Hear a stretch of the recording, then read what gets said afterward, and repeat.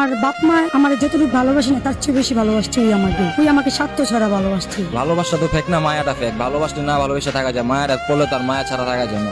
Relation কয় মাস ছিল? Relation আমাদের 4 বছর। রিলেশনের প্রথম দিনটা কেমন ছিল? প্রথম দিনও আমার সাথে দেখা করতে আসলে আমি নার্ভাস ফিল আসলাম, আমার লগে দেখা করতে নার্ভাস ফিল আসলাম। ভাই আমার তো কোনো অভ্যাস ছিল না, ওই আমার লাইফের ফার্স্ট লাভ, আমি ওর লাইফের ফার্স্ট লাভ। ভাবির চোখের দিকে তাকালে আপনার কি মনে হয়? এক অদ্ভুত মায়া কাজ করে।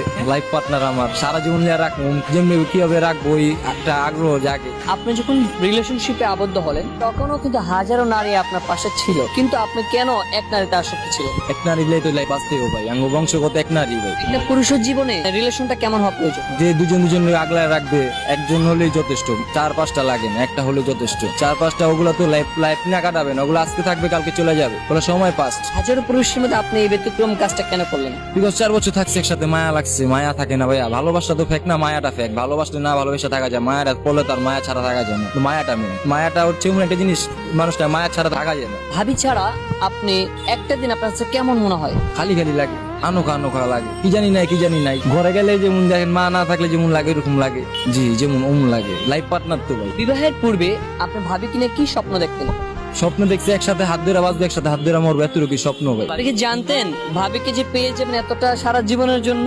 ভাই পাইছি তো অনেক কষ্টের মাধ্যমে, সহজে আর সবকিছু দেয় না। আপনার এই সফলতার পিছনে, ভাবিকে পাওয়ার পিছনে জার্নিটা কেমন ছিল? মানুষ সত্যি আল্লাহ সব সহজ করে দেয়, সব সহজ করে দেয়। বাধা বুধ বাদে আসলো, ওর ফ্যামিলি বাদ আসলো, আমার ফ্যামিলি বাদ আসলো, ওরা আমার ফ্যামিলিও মানছে, ওর ফ্যামিলিও মানছে। ও ফ্যামিলির মানিস, আমি আমার ফ্যামিলির মানিস, একসাথে থাকছি, বুঝাইছি, বুঝছে। ও তো দুজনে ছাড়া অসম্পূর্ণ, যে এই জন্য আল্লাহ দুজনে কাবিন করছে। বিবাহিত পুরুষের জীবনের সেরা মুহূর্ত কোনটা? মুহূর্ত তো ভাই আঙ্গ জীবনে বহুত, সব দিনই মুহূর্ত খুশির দিন।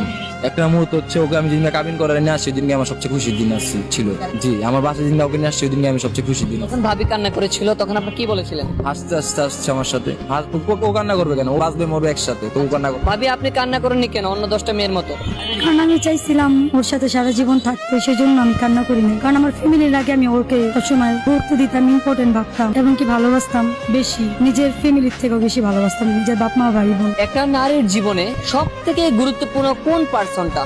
একটা নারীর সবচেয়ে গুরুত্বপূর্ণ তার আম্মু, কিন্তু আমার সবচেয়ে গুরুত্বপূর্ণ ওই আমার হাজবেন্ড। কারণ ওই আমাকে বুঝে, ওই আমাকে কেয়ার করে, ভালোবাসে। আমি ছোট থেকে বড় হয়েছি, আমার মনে হয় না আমার বাপ মা আমার যতটুকু ভালোবাসে না তার চেয়ে বেশি ভালোবাসছে ওই আমাকে। আমার বাপ মা আমার স্বার্থের জন্য যতটুকু ব্যবহার করছে, ওই আমাকে স্বার্থ ছাড়া ভালোবাসছে। পৃথিবীর সবাই বলে বাপ মার ভালোবাসা নিখাত, নিঃস্বার্থ। আপনি বলছেন স্বামীর ভালোবাসা নিঃস্বার্থ না? হাতের 5 আঙ্গুল তার এক হয় না।